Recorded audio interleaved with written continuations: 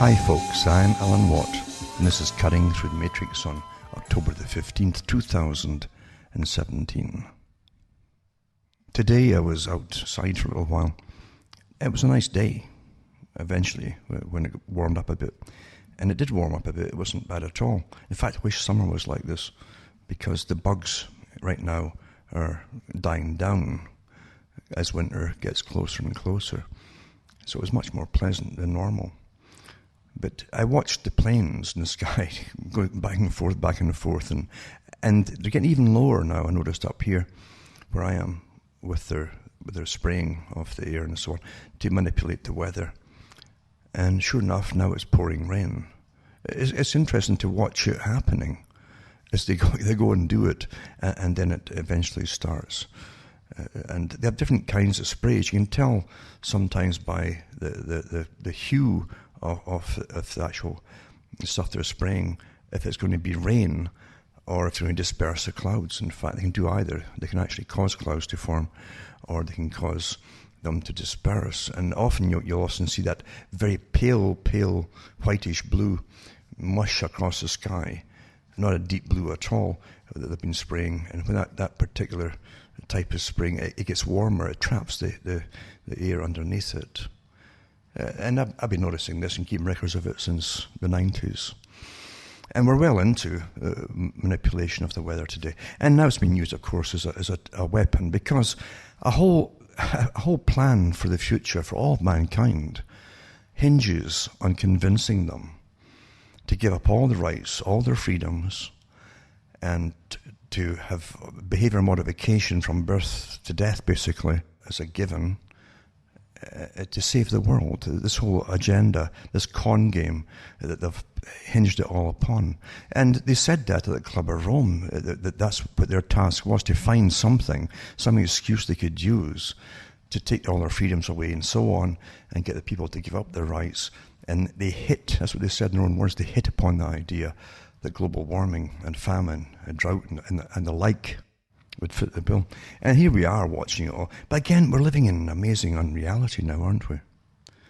Completely amazing. It really is amazing, because as I sat outside, I also thought about what is reality today? What is it? Everything's changed, and it's changing faster and faster, in fact, as we go through levels of change, planned levels of change. Years ago, I said that eventually you would be trained out of expecting to have access to what governments are up to. In other words, real news. And they had big world meetings about it, and national meetings about it, and different professors involved, and psychologists and psychiatrists and neuroscientists and behaviorists, and everybody to do with tinkering with their minds, and sociologists and so on, and how they could literally train the public not to look for news, or to look for news and accept the fact that what they'll be getting eventually is substitutes for the news in a post-democratic world. And that's what it's about. People might still use the terms democratic. Eventually that will disappear eventually too. But at the moment, they must keep that little term going. And especially when they have more wars to finish off, or even start and finish off. But the idea of democracy is cumbersome. Even the Club of Rome, again, the big think tank for the United Nations and for the CFR and the big globalist boys, they said the same thing, that they couldn't get things done fast enough. The big changes of the technocratic society, the professionally managed society, they couldn't get it all done where folk think that they had rights in a democratic system. And therefore they'd have to train the public and wean them away from expecting it. And it's been awfully successful. Look around you. You can't look, in an age when we're supposed to have access to more information than ever before, yeah, you have all kinds of repetitive rubbish and data, but you really have very little real news at all. We really don't. And the people are not really expecting to get it. Have you noticed that? Very few people are saying, well, where's the real news now? Where's your governments? They usually hand out statements all the time, and the media would simply repeat it and the papers, little handouts, and at least you got an idea, even if it was spun and it was all public relations, but you get an idea that they had to admit once in a while what they were up to an extent. They don't even bother anymore. Have you noticed that? They don't even bother. And whatever is handed out too is written so badly that nobody wants to read it. It doesn't make sense. I think it's a technique too, by the way. And you turn off. You turn off from the articles if it doesn't make sense or if it's badly written. That's not accidental. Of course it's not. So you are being trained not to participate. You're being trained as they pump up this whole idea of fake news until people will think that all news is fake, and they're not far wrong, actually. Not far wrong. But it also means you'll dismiss or throw out the baby with the bathwater. And once that happens, you'll just turn away. I won't bother looking at for news anymore. And a lot of folk don't. They look at what's called trash. Everything that comes up on the darn computer is trash when it comes to newspapers. When you have all kinds of boob babes all down the sides of the articles, you're reading trash. That's what you're reading. And the articles are really hardly even a bait to get you to look at that particular story. It's hardly a bait at all. The rest of what you're seeing there and being distracted by is the bait. It's really amazing. So simple, really, sex sells. But if people were truly wanting to give you news, you wouldn't need all that stuff on the sides. You'd have straightforward news. You don't get it anymore. Everything's so spun. And not everything, too, is so politically correct. So politically correct. And everyone who's been brought up now who is involved in reporting of any kind, the very few that are still left, still have all had the brainwashing to be politically correct. The Pavlovian training not to talk about this, not to investigate that, not to even go near this, blah, blah, blah, blah, blah. Everybody's afraid of it. Everybody knows it. We all know it, for goodness sake. And it's so bad now that certain laws were passed in different countries. You can't even go anywhere near them, even when it's to do with a really interesting and truthful story. You can't touch them. So don't look for any kind of media becoming more and more honest as time goes on. It's becoming less honest. And real media is rapidly disappearing. And looking in, it was called the mainstream. It's a joke too, because that's their job now, is to give you nonsense. It's like Ersatz news, like fake coffee news. Now you have fake news. It's like a news, but it's not news. It's lots of data. Now you can have babies babbling. That's data, babble, babble, babble. But it's not anything that you're going to remember. That's what you're getting today. And the rest of it really, it's tabloid trash. They used to call it tabloid trash. The ones with all the sex. But even they would have some news once in a while. You don't even get that anymore. And everyone trends with the same stories at the same time. That's all. This is massive psychological operations going on. And folk, with the combination of big media combines all working together, that's why you're getting all this rubbish. It's not by chance at all. But you're looking at it getting worse and worse and worse as you're trained to expect less and less and less. Sensationalism has taken the place of what we used to call news. And all sides of everything. It's all sensationalism and personality cults and all the rest of it. It's showbiz. And it's sad. Because life is not to do with... Showbiz is one tiny little sideline. Reality is much, much more serious than that. I mean, even people who are supposedly, or you think they're supposedly going to give you more and more truths all the time, and that's what they're there for, are completely compromised and getting big dollars from different sources, maybe even from other countries too, to promote certain things. Yeah, and you all know this. If you don't, then please, start praying to come round the world in a second or third or 10,000th lifetime, because you're learning nothing in this one. And you should be. From birth to death, you're supposed to wisen up. When you see corruption at any level, and you smell it, corruption stinks. You can always smell it. then you don't just pass it by and say, well, they're not corrupt this month. When someone's lying to you, obviously lying to you, shame on you if you ever start believing in them again.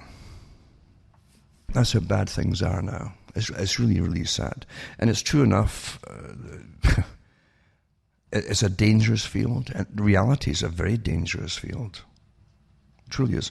There are certain segments or sections of society you can still do the play for. You put the play on for them, for adherence of, let's get more justice in the world, things like that. That's allowed, you see, because these are mainstream agendas. And every one of them generally is for an alternate ending than the one you think you're working for. They always are. The people who do the work never find out what it was really all about until it's long after they're gone and they've stopped doing it. It's like armies. Armies are the same. Soldiers are not given the reasons why. They're given to do or die, as I say. And they're very happy these days to go and do it. Go and attack those guys and kill them, okay. And they don't really need what you would call detailed propaganda as to why they must go and do it. And it's the same with any kind of army, whether it's in civilian life or anything else. People do the bidding, often for nice-sounding things. And they like to believe that they're doing things for the right causes. They're good people, for right causes. And have no idea it's to destroy part of society, or part of their own culture, or part of even natural culture, which is very destructive on them themselves, and anything that comes after them for that matter. They have no idea. They never know. They never know. And that's how intense things are today. Everyone is given a group to join. I mentioned that in one of my first talks years and years ago. You're all given it's like walking into a big shopping mall, and there's the place where you go for the suits. And whatever your flavor of fashion happens to be, they've got a suit to fit, ready-made to fit. Just fit into this, walk out with this. That's it. Whatever the flavor of activism or whatever it happens to be that you think you're into is already prepared. Because the people at the top always need numbers and the worker bees. That's all they want.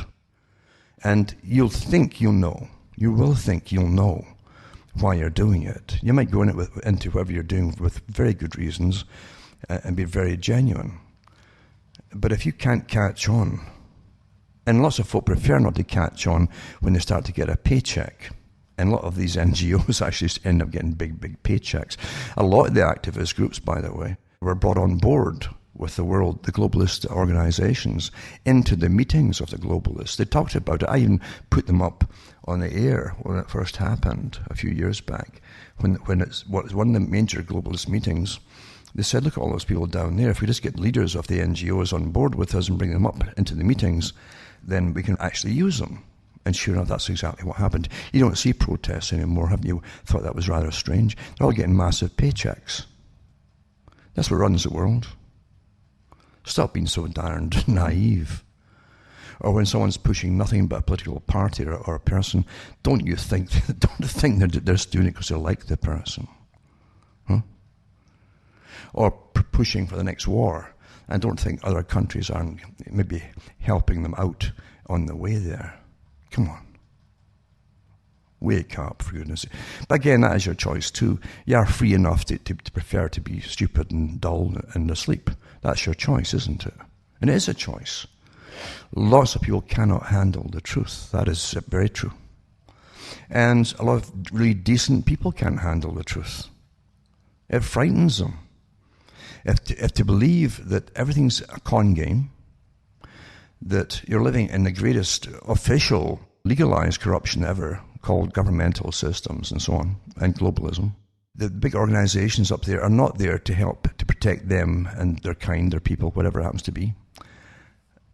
It terrifies them because they live in a fake bubble. But the reality is, if you wake up, you won't be any safer than you were in the fake bubble you were living in, that you chose to live in. It doesn't make it any better, because you weren't safe there either. You just thought you were.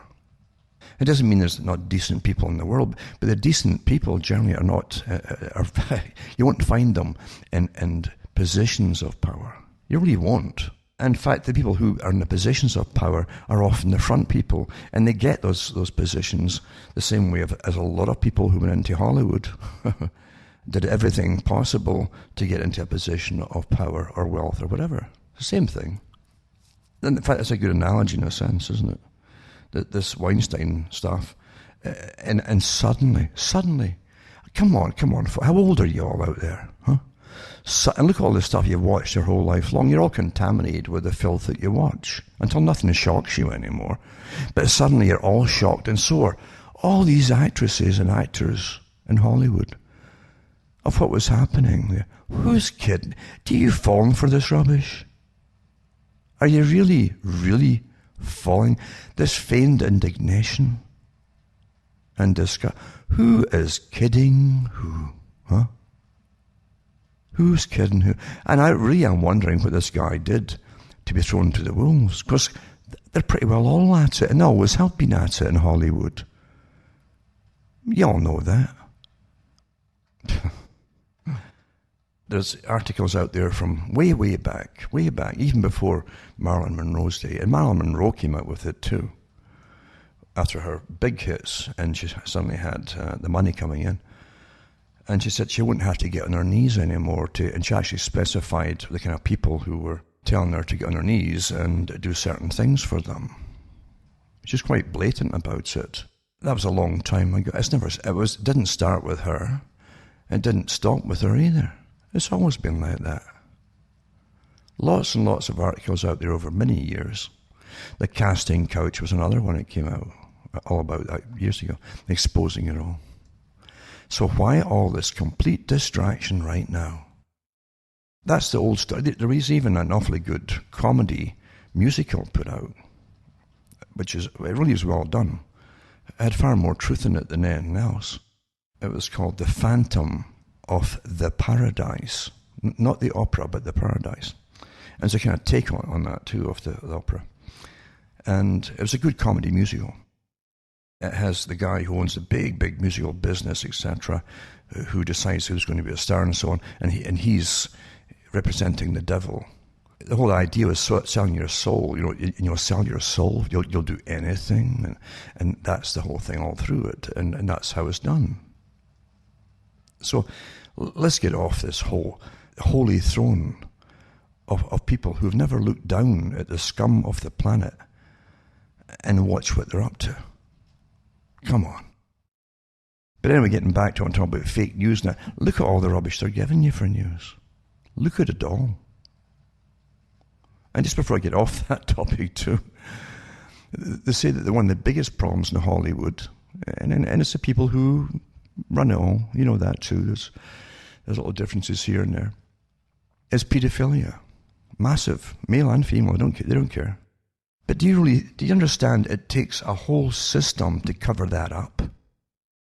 A whole system.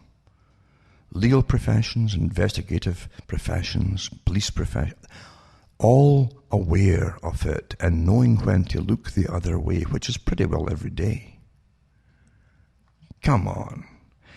I've said before, in a real society where people are completely trained, and they're trained to be naive, and we all are to an extent, but as I say, you catch on rather quickly with bits and bytes of information throughout your life of what's going on everywhere you look.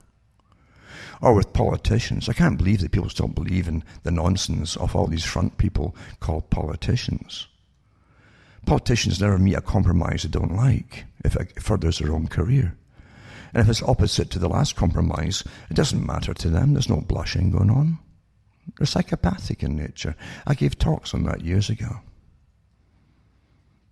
The politician is lumped in with the attention-seeking psychopath, which also includes actresses, actors, producers, you guess, to it, and all the rest of them, and also, believe it or not, waitresses.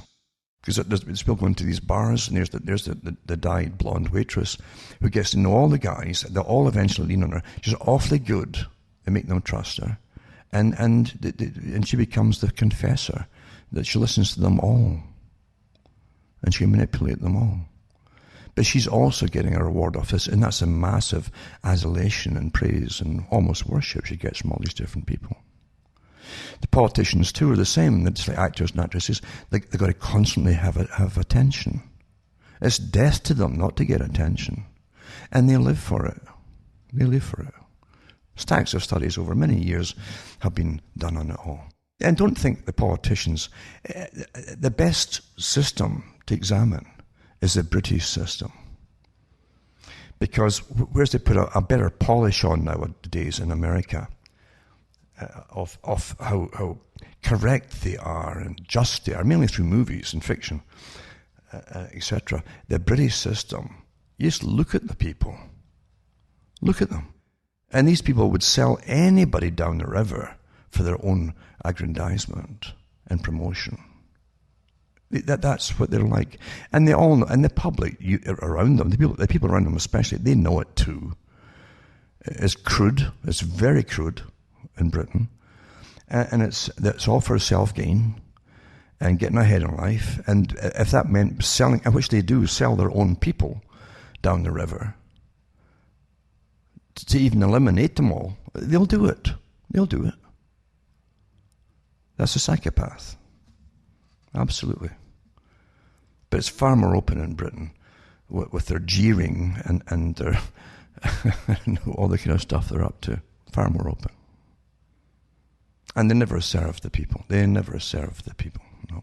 They'll always pick little minority groups or something to run on for a ticket, but they don't serve the people. No. And so, as I say, that's how the whole world really is run, because only that type goes into politics. It's all that kind of going in. There's been many, many articles written on people who stepped forth in history, in all countries down through history. The old idea, the right man at the right hour, would come forth reluctantly or be pressured into the front reluctantly. And they were natural leaders when they're in, because they could make the right decisions for the right reasons, because they were not politicians and they were not in it for a lifelong career. And one thing about them too, such people that are pushed forward, who are natural leaders, when they realize they're natural leaders, they start to lose it. They start to lose it. Again, long stories on the psychology of these things, but getting back to what I'm saying, we're living in an age now of the personality cult. Huge public relations marketing companies that do all the advertising and so on work with these people to give them an image. They create the star images. I've given talks on this too before. The same groups that created the Einstein types made them stars and so on, and still do with new ones always coming along. Are the same with people who are paid now to make politicians into stars. It's all fake. It's all nonsense. But that's what they do to sell it to the public. If you really believed that the people who are apparently, and it's very much apparent, running your countries at the head, the figureheads, look at them. Do you really think they're running such complex organisms? Do you really think that? Of course they're not. But there are systems within the countries that do run them, definitely. Governments themselves and the bureaucracies, even down to your local bureaucracies, are there to serve themselves, not to serve you. And they serve themselves very, very well and live very well off of you. And they also get big rewards for working out the legal deals nationally and internationally for the big corporations that always come first. Anything to do with the people is at the bottom of the list, except for the indoctrination, which is called education and social engineering, that keeps them all passive, etc. That's vital. But the rest of it, all the big work of bureaucrats and all the different bureaucracies within governments, is to do with making sure that the big corporations are really, really raking in the cash and doing well. Years ago, and after the Cold War, they had different workers or employees of MI5 and MI6 in Britain give little interviews on television. Not giving away great secrets or anything, a few of them in Britain did come out and say that their primary job when they were abroad and so on was on behalf of the big corporations. What they were talking about too was the military-industrial complex, all those big corporations, to make sure that things went smoothly for them and that other nations that were opposing them weren't laying little traps to stymie them while these other countries vied to sell their own weapons and so on to other parts of the world. It's a massive game out there. But it had nothing to do with the people of the countries involved. They said we paid for all, generally. Because all big corporations, especially in the military-industrial field, live on corporate welfare. The hand's out all the time. Just like the big banks, too big to fail. They bail you out. Well, the big corporations are the same. Well, if we go under, you'll have no defense capabilities. We run the missiles, we run this, we run that, we run the tanks, yada, yada, yada. It's a great business, incredible lucrative business.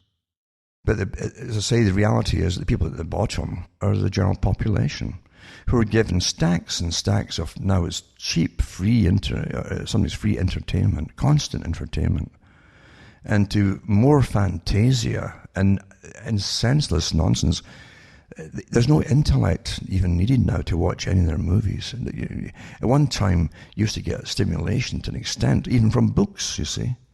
As people read books and even fiction books, is that their techniques in writing good stories. And it was the same to make good movies. But not now. It's all done this slipshod, thrown together manner with lots of sex in it, of course. Wherever you see lots of sex starting off early in a movie, you know it's because they really don't have a story to go on. It's just padded. But that's what the public get at the bottom. Stacks of like never before. And they're walking around and walking into poles in the road and things. They don't even see them. They can't get their eyes off that little phone in front of them. I know there's two. One of the phones they're putting out now, it's got like a little radar thing that senses when you're going to walk into a pole. We've come a long way, eh? But this is what they give you for reality. And unfortunately it works so well, doesn't it? And the clumps of pixels are altering their brain patterns and everything else, and they don't know it. But those guys at the Pentagon who helped design that, they know it. Oh yeah. And who designed it for them? Well, the big companies that you're well familiar with that work with all this stuff. Look around you. Look around you. We're literally living at the end of a service economy.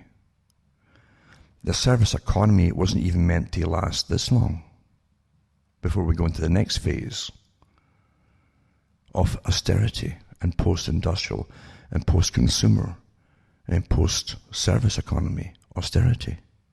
We're almost there. And believe you me, when they really bang it in, to save the world, we've got to tax every penny off you to save and give it to Al Gore and all these guys. And you can't go on breeding like you're breeding, those who are still having children. Oh no.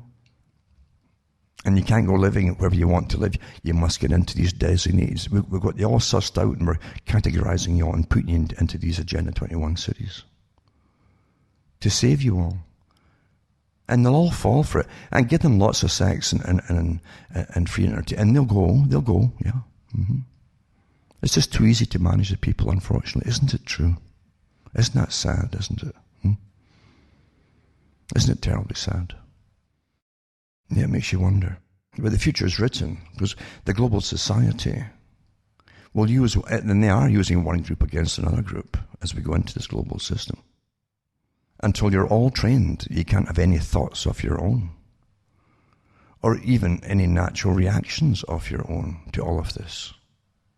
And you'll see, most of you out there will see a lot of this in your lifetime being fulfilled. At a pretty rapid pace, actually. But for news, forget it. It's a joke. It's a complete joke.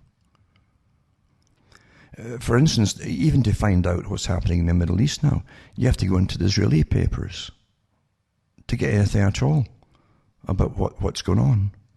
Because everywhere else, it's like no one wants to talk about it. All the countries that will be involved in sending troops over to fight in Iran and so on, because that's what they really want. That's why they're building up the troops inside Afghanistan, on the borders of Iran. That's what they're keeping them there for. That was what the whole change was for. But they don't want to talk about it. So you have to go elsewhere for any kind of news. It's terrible. The Times of India often gives you more news than you're going to get in, say, America or Canada, the US and Canada or Britain. And it's not because they couldn't do it here. It's because, obviously, there's a big agreement at the top between all the owners of the few outlets, because they're all one big combine, as you know. That's how well we're managed. Many years ago, I looked into the psychologies of people and the psychology that's involved with anthropology, and some of them call it evolutionary psychology as well. But what they find with all testing and experimentation and so on is that there is such a thing as they call, to an extent, normalcy as regards nature. And nature doesn't give a hoot about what you feel about things. It really doesn't. Nature out there, just watching the animals. And everything out there in the animal kingdom is living on other animals. And eventually you have the poor ones at the bottom that are herbivores all getting eaten by everything else. Nature's pretty cruel. Everything has the same thing in common. And nature wants everything to reproduce its own kind. It doesn't matter what it is. It doesn't care either in the human realm where you can afford it or not. And don't forget, in the Western world, as they prattle on, they're not having children. A lot of them have had their children aborted, as you well know, because that was all the rage for a while, all promoted from your own government's pinnacles, the very top. Wow. And then the pill. And then the disincentive, as Charles Galton Darwin says, of the cost of having a child. It can be made awfully expensive. Then they tell you there's not enough of you. We've got to open your borders and eliminate what's left of you. That's what's happening today. So in other words, there's no pleasing the system because you're always lied to. Whatever the reason is given, you're lied to anyway. It's incredible. But nature, getting back to nature just wants you to procreate and have children. Doesn't care what you feel about it because you're born with instincts. And you will generally procreate. You're born with instincts.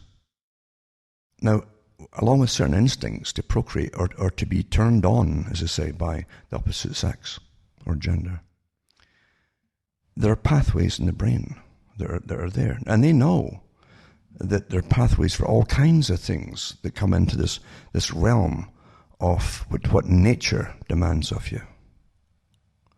But they also know that if you warp these pathways, they in turn will warp the other little pathways in the head. Now, psychological warfare experts picked up on that a long time ago. And you find it, and even from the early communistic writings to much, much later ones, of how they could destroy what they called the normalices, which also came down to having a nation or a people, and everything that the people stood for in common, because they generally had common cultures and common this and common that. All again to do with nature, going right back to reproducing themselves. Reproducing yourselves ends up having a tribe, or a people, or a country, and common values to make you all get along together. But unfortunately, you can all get used by those who come in to work the top. They can use the natural instincts against the people. But if you warp any of the instincts, then it's a chain reaction, as I say, the pathways in the brain, until the people become dysfunctional. This is well understood by, again, psychological warfare experts and those who are involved in the business of different kinds of torture. You don't need overt physical torture to be tortured. It can be done in such a psychological way over time that you'll simply start having breakdowns all over the place. And you're seeing it across the world, aren't you? It's not there by accident. And even comedies, I guess comedies again are some of the best places to look, because they come out with these little strategies. I think it was one of Woody Allen's movies where he becomes the terrorist. He joins a terrorist group to impress a girl. He's in Latin America, and they go through their terrorist training and so on. They follow the leader. Eventually they win. They win to overthrow the government. And the first thing the leader that he's following does is say that everyone now must overnight start speaking, I think it was Swedish or something, and they must wear their underwear on the outside of their clothing, like over their pants and so on. And that, you think that's a real strange thing. No, this was all done as a joke, naturally, but it's also what they do. They take natural things, and then towards the end they say, but you must all believe this or behave in this manner, etc., and accept this and accept that. And once you start accepting all these different things, you'll have many breakdowns in society. As I say, getting back to nature, all it counts is nature. It doesn't give a darn about you, really, or how you feel about anything. But if you cross the lines of nature, there are consequences as these pathways in your brain become rewired, trying to make sense in order to survive. Until you, the organism, can no longer find reasons, and you'll start breaking down. This is well understood, what I'm saying. And it's too short a talk to go into it in any real depth, but I certainly could. You're all going through the big stages now of the new human, you might say, as you all get your very, very clever and long-term indoctrination and propaganda into what you'll believe, what you must believe by law or else, regardless of sanity, insanity, or anything else involved in it. You better believe and do what you're told. When you're being told that you got to change your language and talk Swedish and wear your underwear on the outside of your pants, then yeah. Mm-hmm. And that's being mandated by laws, you're in trouble. You definitely are under a tyranny. And that's why people in society, you've got to have many opinions from all kinds of sources. Unfortunately, you get organized opinions who people have other reasons for pushing together certain opinions to take over society. It's a pity, and you can't, unfortunately, but it's a pity that folk just can't accept the views of other people. And only in a free society can you somehow get to some level of just accepting each other, but I won't follow what you're saying because I ain't going along with it type of thing. You've got to have that. If you don't have that, you're under tyranny. Tyranny doesn't stop at any point and say, okay, we've got to this stage and that's good enough. We've achieved our goal and now we'll just continue just managing. No, it's got to go to some other stage and find other stages. That's how tyranny works. And you've got all these scientists involved, and social scientists and behaviorists all working for this new world order, the perfection of society, where everybody, 99% of the public will just be obedient little drones, basically. That's what they want. And don't forget, you don't have to be drugged out natural drugs, although they're making sure that there's such an incredible access to drugs these days, which is part of it. That's the soma. That's the soma.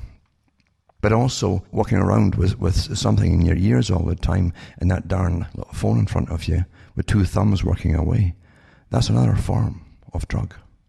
And they're well aware of it too. Folk can't take their eyes off it. Children can't.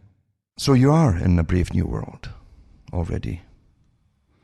And the brave part about it is that those who believe they are the masters of this system and are brave enough to push not just experimentation and trials, but actually push it all the way through across the board in society and make it mandatory, make it all happen. They're doing it. And they don't do something and just sit back and see, will this work or not? It's all micro-tested in small groups before they let it loose on the world. Every part of it. That's how it works. But getting back to news, the lack of real news is again part of what I'm talking about. You're getting rubbish substituted for news. You're also getting the shock elements. Shock elements. Get used to the shock elements, you get a lot more of them. What you saw, for instance, or didn't see in Las Vegas. And the big puzzle left at the end of why? There's just no sense. What is it that any different than people in London being told by the mayor of London to accept the stabbings and killings and getting mowed down by cars? Accept it as a part of life today. Can you believe they're actually telling you to accept this kind of thing? There's a reason behind it all. Because the system that's managing the world and crushing the world together, you might say, in a globalist system, has to bring in that disassociative technique into the minds until people can no longer trust their logic, their own logic. They will just turn and obey, obey, obey. That's what it's for. I'm prattling on too long about this, but it's just evident to me, very obvious, what's going on today. It really is. Now, the little bit of news I could get, as I say, I had to go to Israel to get any, and it reminded me so much of Bush Jr. when he got in, and when he got in, right away, the neocons were all of the people around him. And they'd had their list drawn up, and I've talked about that ad nauseum, of countries they wanted to have taken out. Once 9/11 happened, they got their Pearl Harbor event. That's what they said. They could never achieve this or get it started without the support of the public, and that would take a Pearl Harbor event. And bingo, 9/11 happened, and away they went. These guys could win any lotto on the planet. They're so lucky. Then I went through the Obama era, where Rumsfeld, one of the neocons, and a few of the other ones, publicly congratulated Obama for continuing the same wars and actually expanding them. And, of course, Trump is in today. He's thrown in with the whole bunch again to finish off those countries, and it's very evident. He's made the speeches about it. He's knocking Iran now, and Iran is also getting knocked by Israel, naturally, because Israel's next door, and they want to be free of that problem, any problem around them, in fact. And they're putting pressure on Trump as well in some of their articles. Little test warnings, in a sense, of, they're not happy, or certain people are not happy with Trump, etc., etc. That's how it's done in the so-called diplomatic realms, where other countries have an ability to pressure you and your military forces and your taxpayers at home too, for that matter.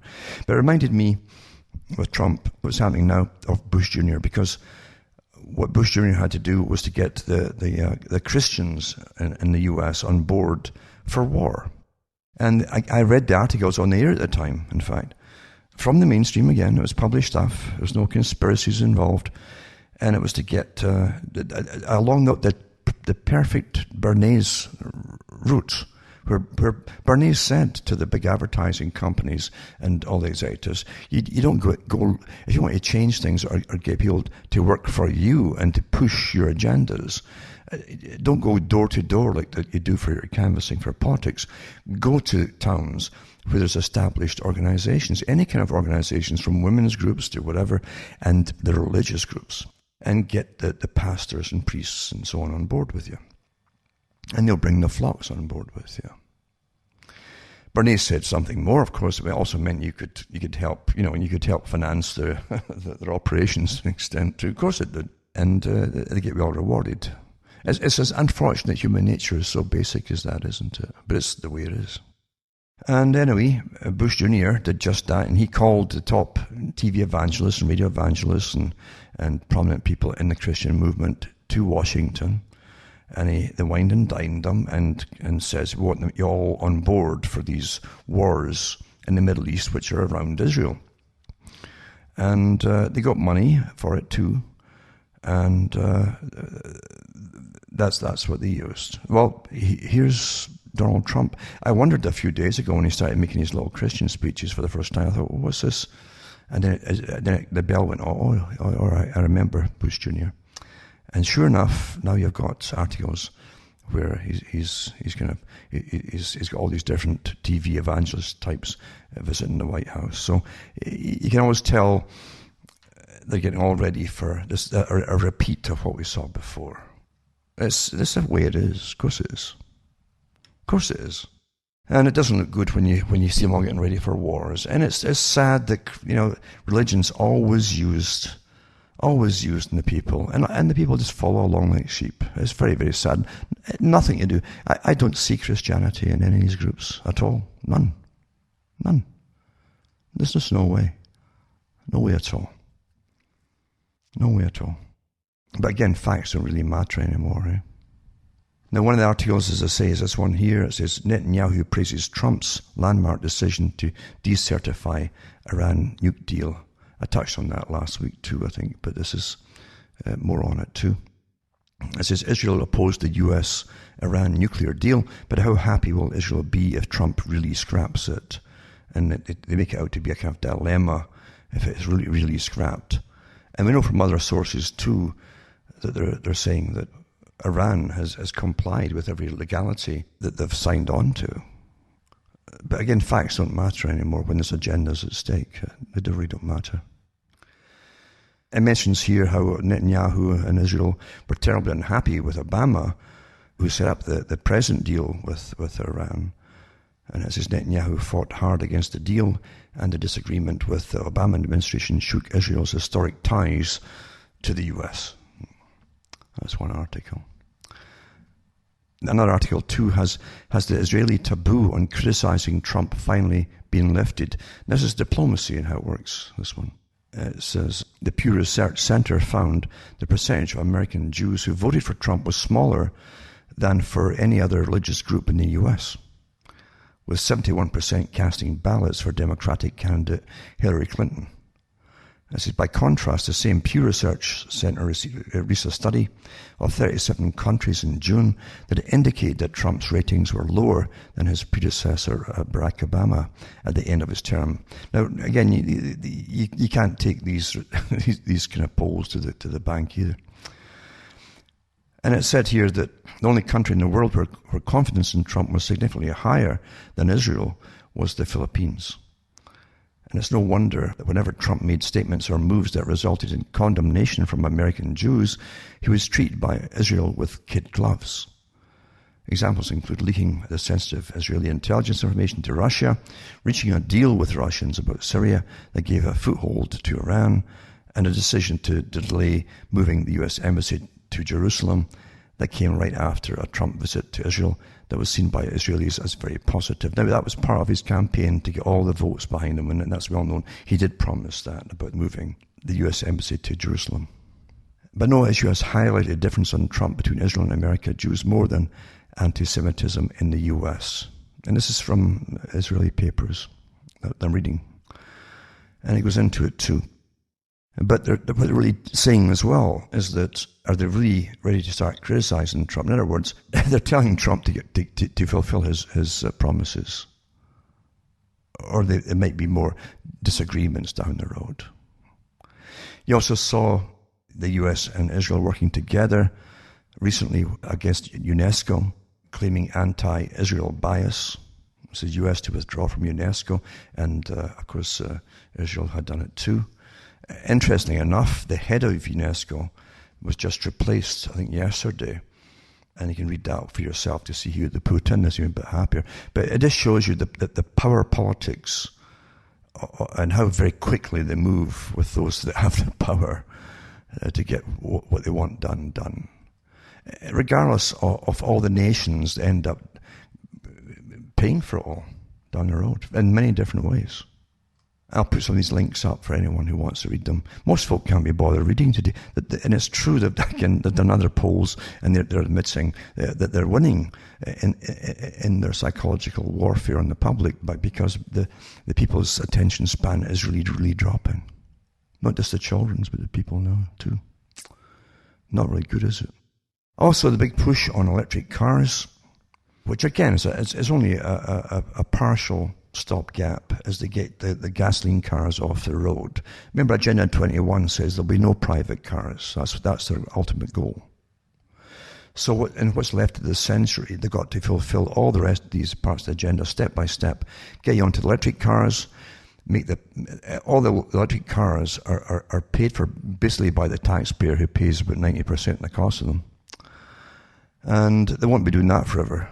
And then, of course, when they stop doing that and get rid of gasoline cars, you won't be able to afford the new electric cars.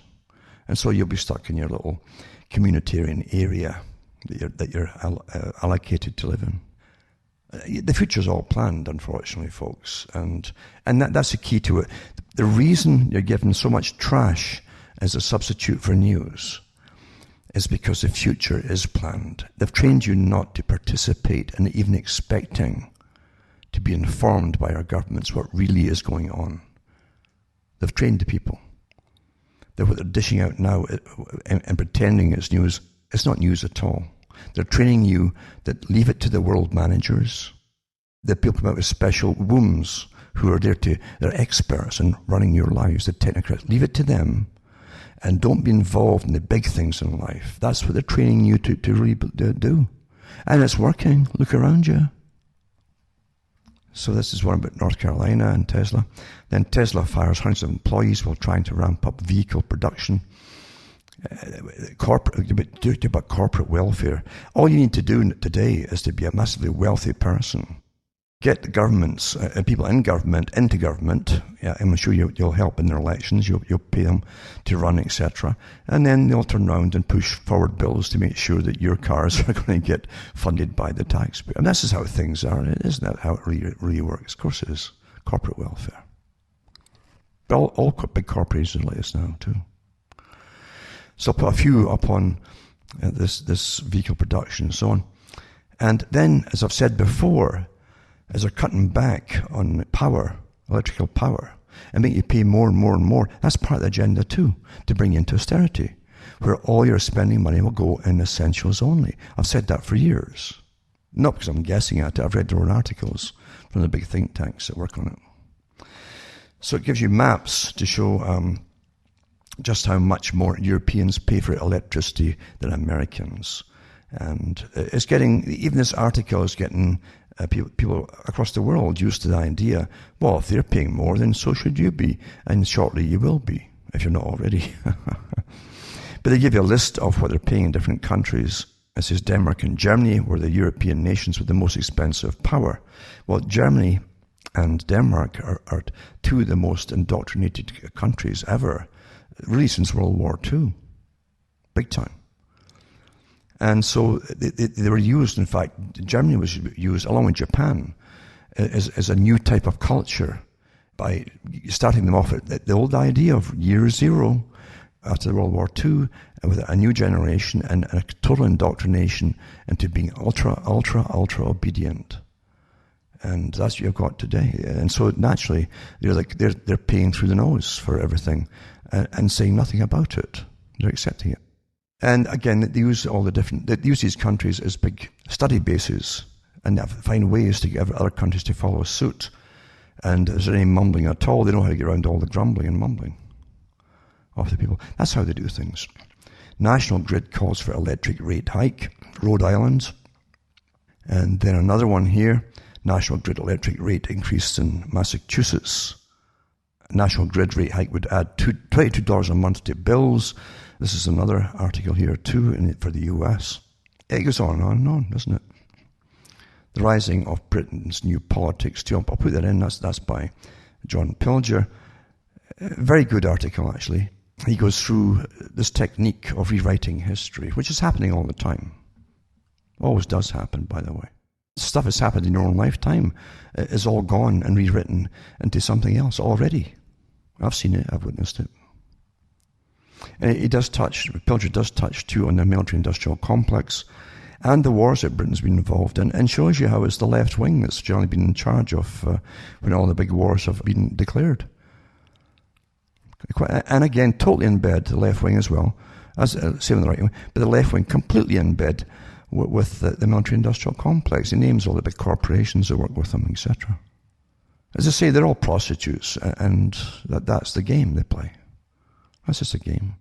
And just to show you the same agenda, the same script being pulled out as the neocons used before with Bush Jr.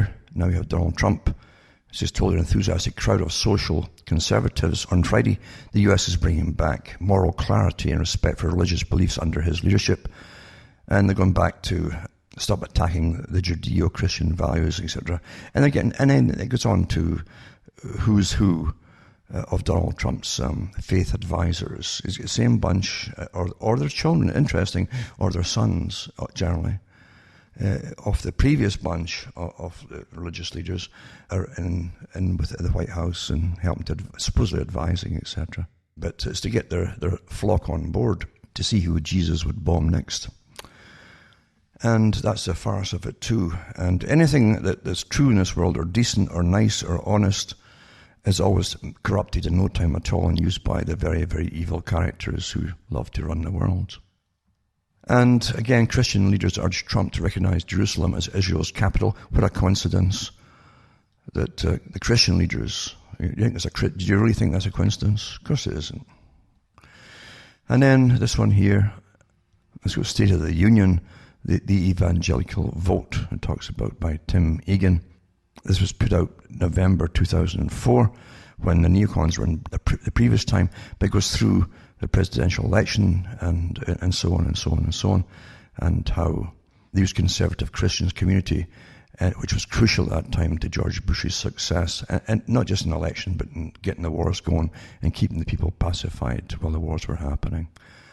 And again, too, for evangelicals supporting Israel is God's foreign policy. And again, a few things to do with Hollywood, which again, I can't even be bothered with, but I'll put up anyway. But it's just, come on, get off this just shocked nonsense. we have a society today that's so contaminated with the kind of porn that churned out by the mainstream movies from Hollywood that the people themselves can't be shocked about anything. But they can certainly feign it in Hollywood when it suits. It's really amazing. Come on. But again, they're all actors and actresses. They're really shocked. I'm not saying it's right. I'm just saying this is the way it is in that place. And it's of course it's disgusting. And it's an open. There's no secret about it. It's open. It's not even an open secret. It's completely in the open. It's always been that way. Yeah. But anyway, I'll put these articles up tonight and hope that you get something out of them, because that's literally all you can get out of the system right now. And all I really watch out is for what war is next, basically. That's the most important things that are going on, is the wars. And the next bunch of wars, and it's a few of them, there are a few other countries on the list to take out yet, the same ones that General Wesley Clark talked about, the whole list. There's quite a few ones yet. There'll be an awful lot more refugees too. They're going to be flooding out into an already way overburdened post-manufacturing society. We're all, as I say, just paddling service economies now. And we're paddling until we can't paddle anymore, and we'll simply drown in a swimming pool. That's where we're going with it all. Not good news, but it's reality. If you want fake news, go into Hollywood, go into Disneyland, and believe the world's a happy, wonderful place. It's a choice, isn't it? Or take any of the proscribed or so-called street drugs, your soma, and just, slumber your life away. This is all deliberate. It's all manufactured and planned that way. Of course it is. Yeah. It's not a good time, but it's an interesting time. It is interesting, isn't it? And I do tell people, don't give up. It's your life and your sanity, your personal sanity you got to look after. Not the crowd, not the mob or anybody else's. It's your own sanity. And knowing the truth can free you. It frees you. The truth can set you free. Not the crowd, not the mob, not the nation, not the world. You. Always was. Always was.